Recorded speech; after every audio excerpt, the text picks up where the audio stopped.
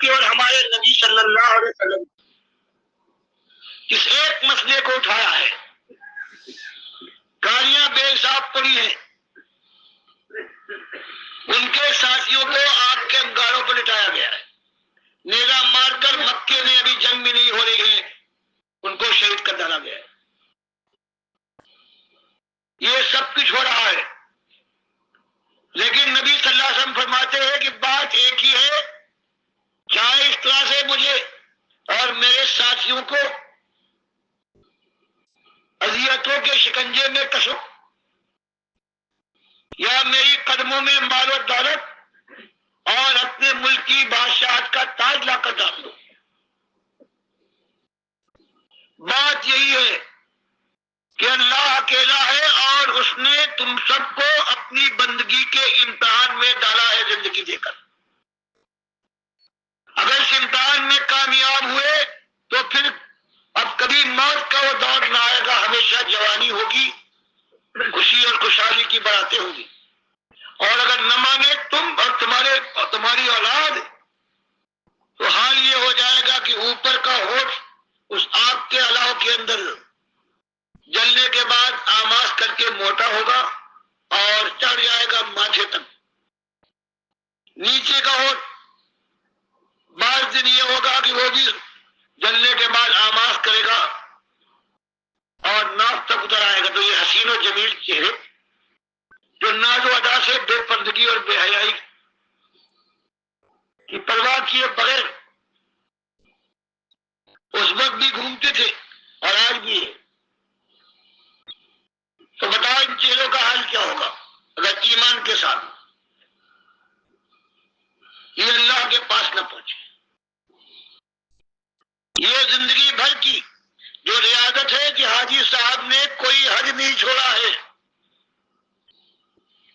10 مدرسوں کے تو یہ خود قائم کرنے والے ہیں، اتنی بیواؤں کے ساتھ یہ سلوک کرتے، لیکن جو ان کو دولت ملی ہے کہتے ہیں کہ یہ لاہور والے نظر ہی نہ آتے. تو مالک ایک چیز کو برباد کرنے کے بعد ہمیشہ کے لیے جہنم میں چھوڑ دے گا. یہی مالک فرماتا ہے ایمان تم سے اور کچھ نہیں مانگنا ہے، سچا ایمان لے آؤ، میرے ساتھ کوئی شریک نہیں ہے. تم کہتے ہو کہ اللہ کے نبی صلی اللہ علیہ وسلم اللہ کے نور کے ٹکڑے ہیں، پہلے تم مجھ کو نور کا بناتے ہو، حالانکہ نور کو تو میں نے بنایا ہے، وہ میری مخلوق ہے. وجعل ظلمات والنور، اللہ نے تو تاریکیوں اور نور کو پیدا کیا ہے. تو میری قوم کے لوگوں اپنے مالک کے غضب سے بچنے کے لیے، اپنی اولاد اپنے پیاروں کو بچانے کے لیے توبہ کرو اور پکار اٹھو کہ اللہ تو اکیلا مالک ہے، تو نور کا نہیں بلکہ تو نور کا خالق ہے. نبی صلی اللہ علیہ وسلم نور سے نہیں بنے ہیں بلکہ بشر سے، اللہ کے نبی تھے، وہی کے حامل تھے، آمنہ اور عبداللہ کی وہ بیٹے ہیں، اور علی رضی اللہ تعالیٰ عنہ اللہ کے ولی ہیں. اللہ کے لیے انہوں نے اپنی جان کو تلواروں کی چھاؤں میں، نیزوں کی انیوں کے سامنے اور تیروں کے پیکا کو انہوں نے دعوت دی ہے اللہ کی راہ میں. اور جب اللہ نے درجہ بلند کرنے کے لیے ان کے شہادت کا وقت مقرر فرمایا تو اپنی مشکل کشائی نہ کر پائے. عبد الرحمن ابن ملجم المرادی نے 27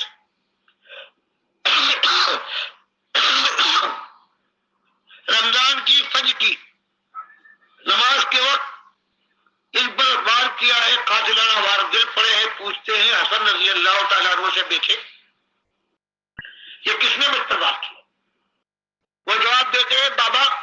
یہ عبد الرحمن ابن ملجم المرادی ہے، نہ ان کو خبر گھات میں ہے نہ اپنی مشکل کشائی کر پائے. تو میری قوم کے آبرو مندوں، جس جان کو، جس جسم کو جس چہرے اور جس کھال کو آج حسین و جمیل بناتے ہوئے ملبوس اپنی حد تک جو مل سکے اس سے آراستہ کرتے ہو، جن پیاروں کو اپنی گود میں لینے کے بعد دل کا سکون محسوس کرتے ہو، اگر ان کے لیے تم نے نہ کچھ کیا، اپنے لیے نہ کیا اور توبہ نہ کی، اللہ اور اس کے رسول صلی اللہ علیہ وسلم کو اس طرح سے نہ مانا جیسے کلمے کا اقرار کرتے ہو۔ یہ مخلصانہ درد مندانہ آواز ہے ڈاکٹر مسعود الدین عثمانی رحمۃ اللہ علیہ کی، جو 19 فروری 1987 کو مجھ تک پہنچی جب میں فوج میں 7 پنجاب ریجیمنٹ میں افسر تھا۔ دل کی گہرائی کے اندر یہ بات اتر گئی اور پورے مسائل کا حل معلوم ہو گیا، اور میں نے پورا ارادہ کیا کہ یہ اللہ کی بات کو انشاءاللہ میں آخری دم تک مانوں گا، آخری سانس تک، اور اس کو غالب کرنے کے لیے میں انشاءاللہ اپنی جان لگا دوں گا۔ اس وقت ریئیکشن ہوا، فوج والوں نے اس کو ریجیکٹ کر دیا، کیونکہ ایک سسٹم ہے، کون پورے معاشرے سے ٹکر لے۔ اور ہمارے کمانڈنگ افسر بھی رافضی تھے، علی رضی اللہ عنہ کو مشکل کشا مانتے تھے، یہی نعرہ یونٹ میں لگتا تھا۔ جب میں نے کہا کہ یہ شرک ہے تو اس کے بعد انہوں نے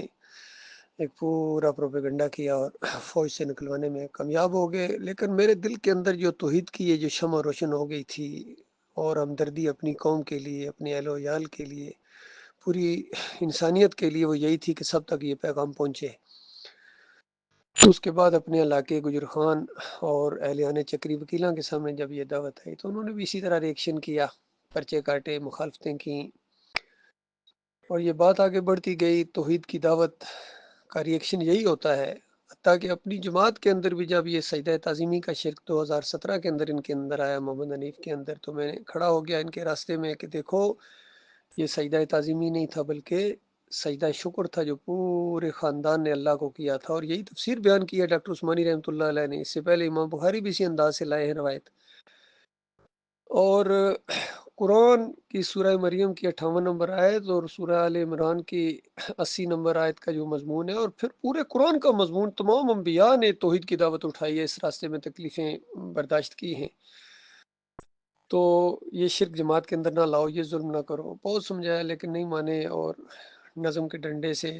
جماعت کو پھر مشرک بنا دیا، مجاہدوں کو مجاور بنا دیا، اور پرچے نکالے کہ ارشد کرملئی جو ہے یہ انتشاری یا باغی ہے۔ تو یہ اندازہ لگائیے توحید کی مخالفت ہوتی ہے، حتیٰ کہ انہوں نے قتل تک کی دھمکیاں دیں کہ کراچی آئے تو واپس زندہ نہیں جاؤ گے، اس انداز سے۔ بہرحال بات آگے بڑھتی گئی،